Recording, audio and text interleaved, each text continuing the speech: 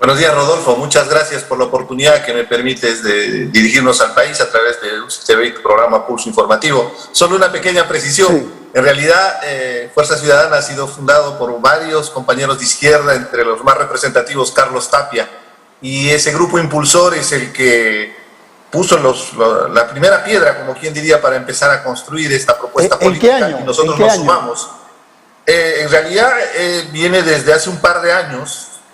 Hacen una confluencia de esfuerzos para poder formar un partido político. La organización existe, lo que necesitamos es la acreditación legal y es el proceso en el cual estamos involucrados. Perfecto. Y bueno, soy un militante más involucrado, definitivamente tengo la oportunidad de tal vez dar la cara para poder dar a conocer al país nuestras propuestas. Perfecto, vale la aclaración entonces, usted no es fundador, es militante de Fuerza Ciudadana. Ahora, Fuerza Ciudadana, digamos que... no sé si cabe el término, se acopló, se juntó con el Partido Morado y participaron en el proceso en primera vuelta. Sí, hubo un acuerdo político para poder respaldar una de las propuestas, justamente frente al escenario probable que íbamos a tener ante la dispersión de los votos, con más de 20 organizaciones políticas participando en un proceso electoral. Era notorio que probablemente con una votación no tan determinante iban a pasar dos partidos políticos. Y teníamos la percepción de que podrían ser algunos de los extremos que lamentablemente se han dado. Hay un partido de extrema derecha, como el fujimorismo, y uno de extrema izquierda, como la de Pedro Castillo, que están ahora en la contienda en segunda vuelta. Hemos fracasado, seamos sinceros, en la propuesta, porque el resultado, hemos pasado la valla, tenemos 4 congresistas del Partido Morado, pero también tenemos que ser hidalgos al reconocer que no hemos podido sintonizar con la población para que nos pueda dar ese respaldo. Eso es objetivo y evidentemente es una gran lección, pero eso no es óbice para no marcar nuestra posición. No, claro. Ahora, el Partido Morado logró 2 puntos y pico, me parece, ¿no? En la elección presidencial, para pasar la valla, lo que se cuenta es la votación congresal y tenemos 5.4%, 4 congresistas. Hemos sacado más votación que inclusive que Somos Perú en la región Lima, por eso tenemos 4 representantes, sabiendo que Vizcarra iba a la cabeza con todo el arrastre que tiene, hay que reconocerlo, pero hemos sacado más votación. Tenemos 4 congresistas, al igual que el partido de Verónica Mendoza. Lamentablemente, hasta que no salga el resultado no podemos hacer el análisis. O sea, todavía no ha terminado de contarse los votos para el Congreso.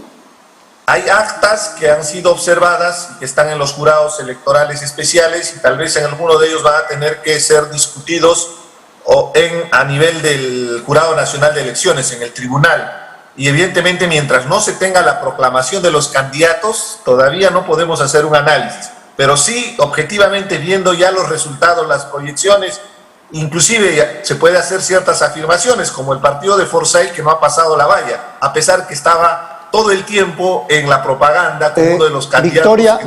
Victoria Nacional ya está descartado, ya no tiene representación.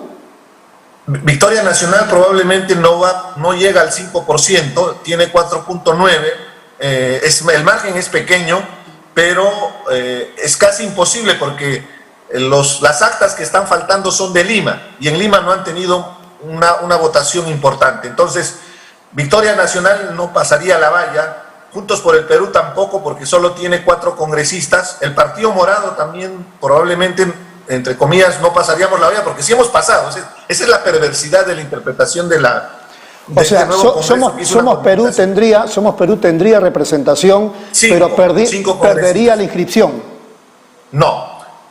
Tendría representación Juntos por el Perú y el Partido Morado, pero perderíamos la inscripción. Somos Perú y Podemos tienen 5 congresistas virtualmente electos, con lo cual mantendrían la inscripción de su partido.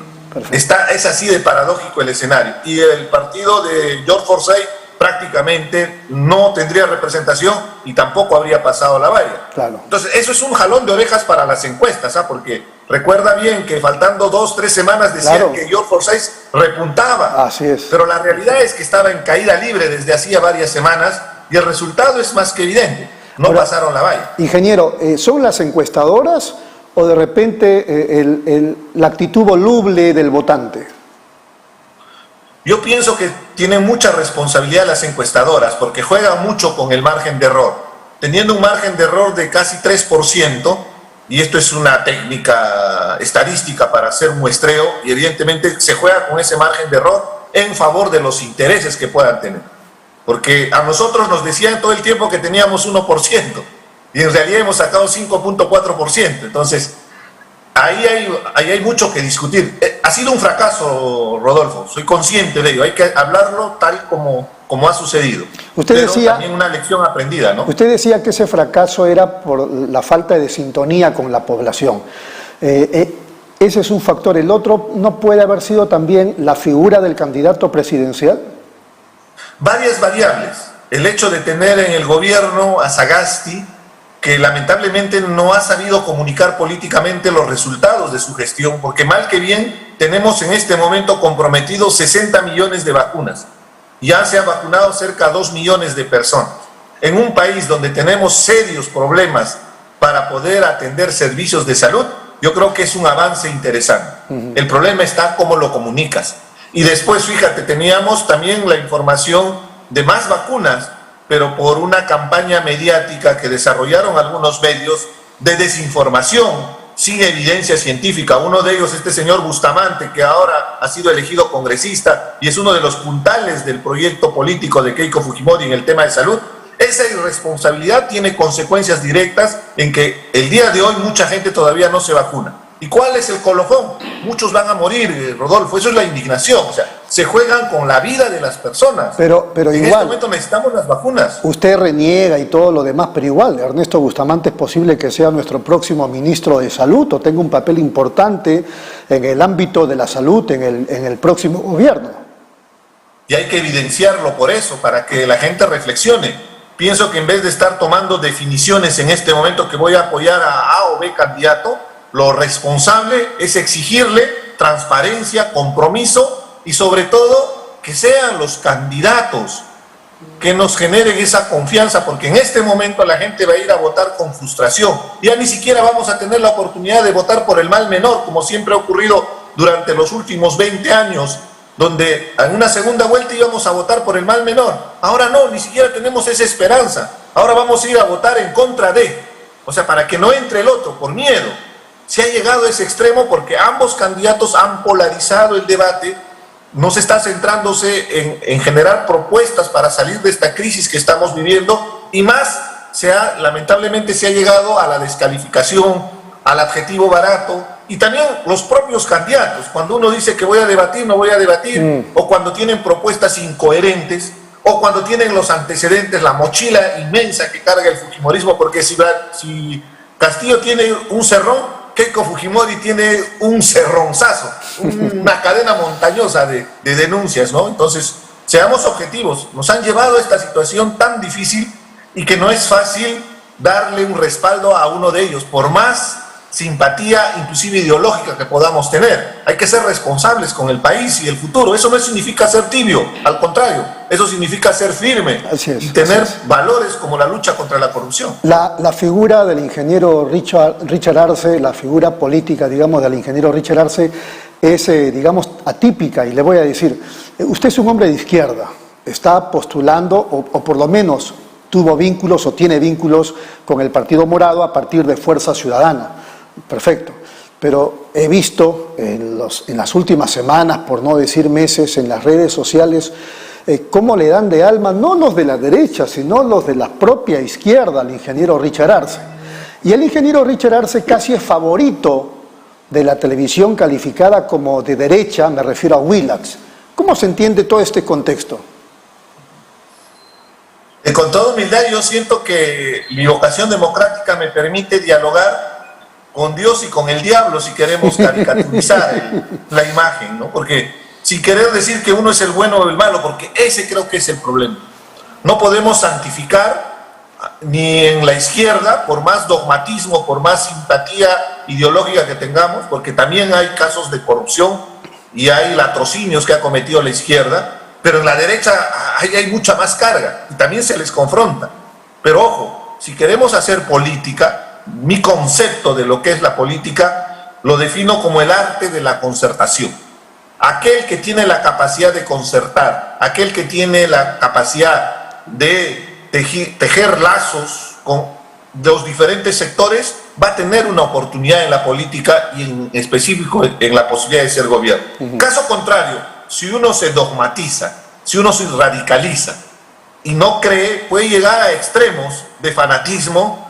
Inclusive ya hemos vivido lo que ha significado Sendero Luminoso, cuando estos sectores de izquierda radical inclusive veían como la violencia como el único medio para llegar al poder, pero consideraban traidores de clase a los compañeros de izquierda porque no avalaban su ideología. El problema de los fanatismos, de la ideologización de una postura, es que te ciega y te encierras en unas paredes que no te permite ver más allá del horizonte, ¿no? Entonces es muy importante en política, ¿no? Última pregunta, ingeniero Richard Arce. Bien, usted decía ni con el Dios y con el diablo, ¿no? En el contexto.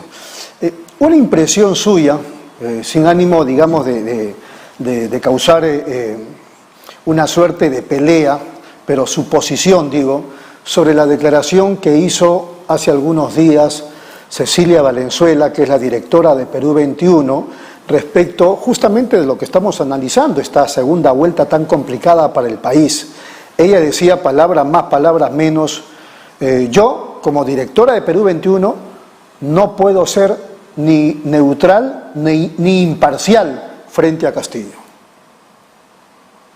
Discrepo con su expresión, evidentemente, porque el rol del periodismo justamente es mantener la independencia y canalizar la información en los términos que se dan. Muy bien. Ahora bien, si hay un peligro para la sociedad, si hay un peligro para el Estado, para el país, también lo tenemos que expresar.